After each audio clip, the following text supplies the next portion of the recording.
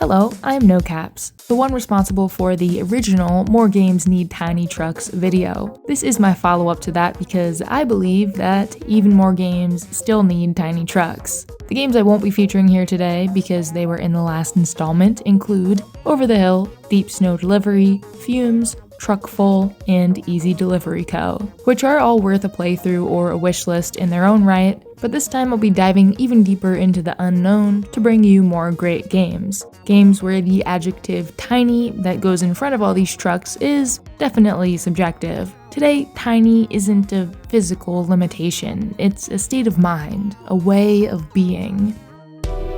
Now, perhaps the most glaring omission to the first video is the infamous Promise Mascot agency. I simply do not know why I didn't put this in the first video. I had the game, I didn't finish it, but I've been playing it a ton recently, and it perfectly captures the spirit of the tiny truck.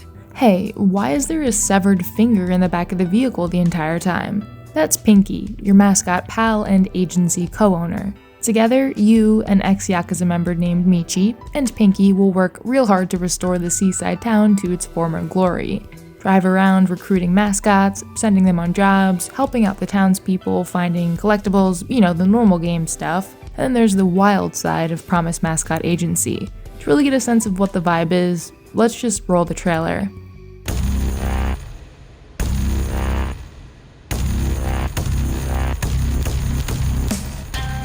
Yeah, this game's also got grinding, rocket boosting, racing, other forms of destruction. The story goes to some pretty weird places too, and the main stuff is all voiced in Japanese to make things extra dramatic. It's from the same people who made Paradise Killer, for any of you who've been blessed enough to have played that one.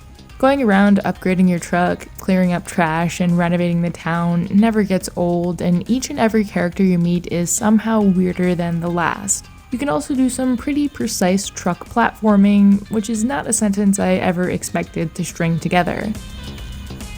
And now, the reason I have returned from the dead to resurrect this series, Zachariah Chandler.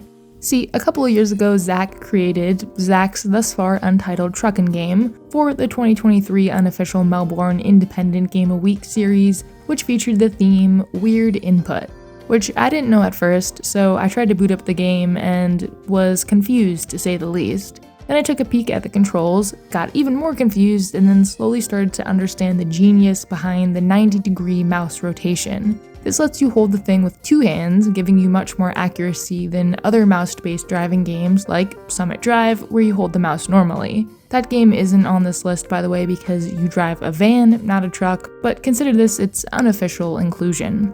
Anyway, you need to use a mouse that has those two side buttons for your thumb, which when the mouse is rotated are positioned horizontally and act as your gas and brake pedals. The right and left mouse buttons then shift up and down as you shimmy the scroll wheel back and forth to turn. Took a sec to get used to, but it wasn't long before I saw the vision. Thankfully, after playing this demo, I was able to buy the second iteration of this project, Zach Chandler's Truck 2, for the non-suspicious price of $6.66. And it now features some great things like graphics and atmosphere, and most of all, a whole bunch of promise. It's only got one level so far and will be updated in the future to include more content, UI and physics updates, etc. But what's here right now is still amazing. It's got the vibe of a haunted PS1 platformer with rickety bridges, an ancient swamp, and precarious cliffsides to navigate. The first iteration of this project was a great proof of concept, but this is like the complete package. It does have save points, thankfully, and you can reset back to them if you do something stupid, which you will, and whenever you cross over one, it says, "Checkpoint." If you'd like to explore the level further, you can go into free cam mode to fly around and scope out hidden shortcuts, and maybe, just maybe, you'll even find a cute little alien that has crash-landed on our planet. The game just came out last week and could absolutely use more support, so we get to play some more of those levels as soon as possible. Zach, if you're watching, you're really onto something here, and I wish you the best of luck in development and life in general. Also, will there be a floating island level like the one you made for this art test? Because I like floating island levels. And what do you know it, just as I sit down to work on this tiny truck script, a brand new demo drops for vitvitDRIVER 3D. It's a delivery game somewhat reminiscent of Easy Delivery Co., but with 3 wheels. And instead of a big open map, the game will be split into a bunch of smaller maps set in different places. In the demo, you can only explore the dream-like tutorial and Midtown, scrambling and drifting between pickup and drop-off points, trying to earn the highest score possible before the timer runs out. And it's pretty damn fun. I did find myself getting stuck in corners a lot. I haven't fully mastered the art of drifting, and backing out does take some getting used to, but I didn't mind since flying through the air with a stack of boxes never gets old. vitvitDRIVER 3D. Keep this one on your tiny truck radar.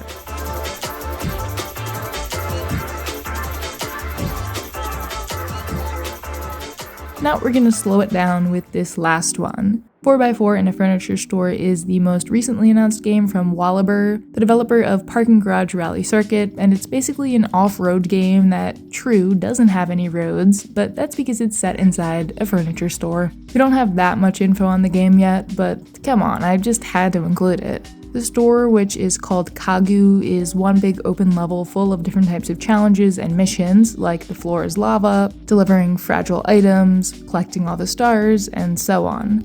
Aside from the usual high gear, low gear setup found in rock crawling games like this, the truck also has a couple other unusual features. You can open and close your doors to right your vehicle if it's been tipped over.